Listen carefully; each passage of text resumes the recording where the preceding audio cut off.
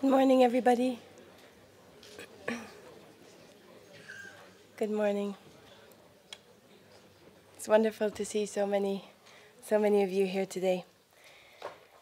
My fellow colleagues, my friends, allow me to welcome on your behalf the attendees of this FEI Congress. It's a pleasure for me to be here today at the Olympic Museum in Lausanne to welcome you to the opening of the Non-Steroidal Anti-Inflammatory Drug Congress. It isn't often that one has the chance to be part of such a historical event, and I'm grateful for this opportunity. Like many other sports, we too are having to establish an entirely new approach towards reducing and eliminating the temptation to cheat by means of doping and medication. Similar to others, we are creating systems that will ensure the integrity of our sport, to keep it about being the very best that sport can mean, despite increasing commercial and other pressures. Unlike others, we are in a position in which our sport is rapidly expanding around the world, but it needs to do so in a regulated and confident manner. But amongst all sports, we are truly unique. I'm honored and privileged to be leading a sport that has a horse as its partner.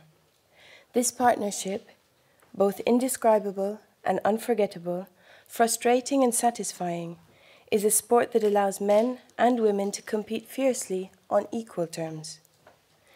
It is a sport that requires all participants to shoulder the responsibility of caring for another living being. As I've stated many times, the horse is our partner. It's not a tennis racket that can be used and then put aside. The first ever Youth Olympic Games is now underway in Singapore.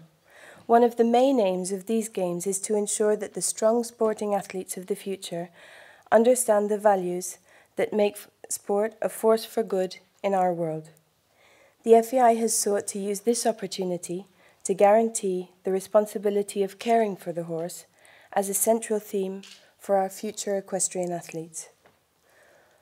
Our values do not sway, but maintaining these values in the 20th century and speaking openly and transparently about the challenges that our athletes face within the sport itself are the reason why we are all gathered here in the Olympic Museum today.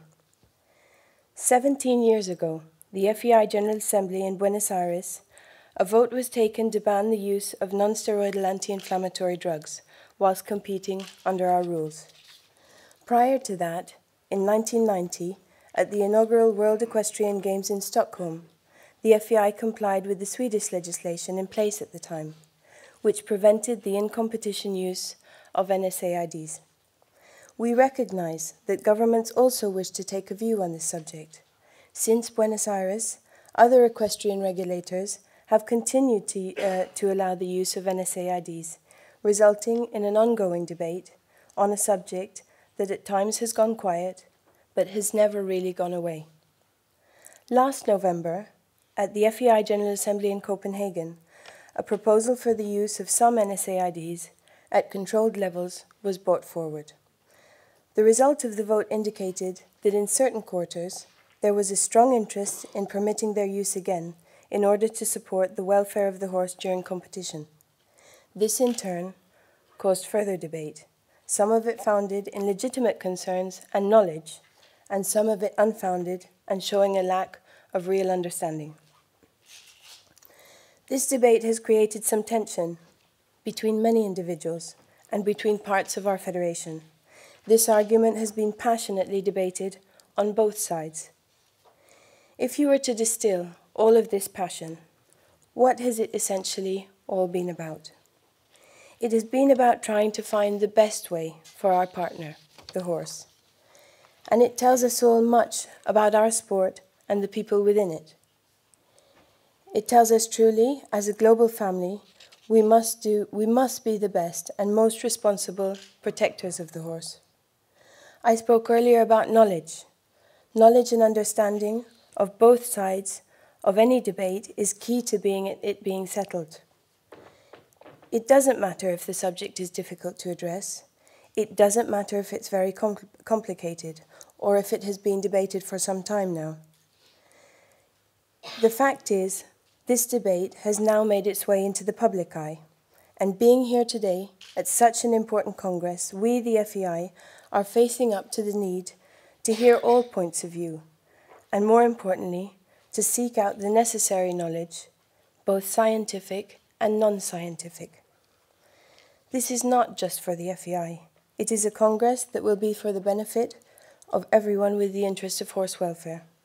Since 1993, there has been a lot of new research and studies to better understand non-steroidal anti-inflammatories. Rarely has any organization held a Congress specifically devoted to the subject of their use in competition.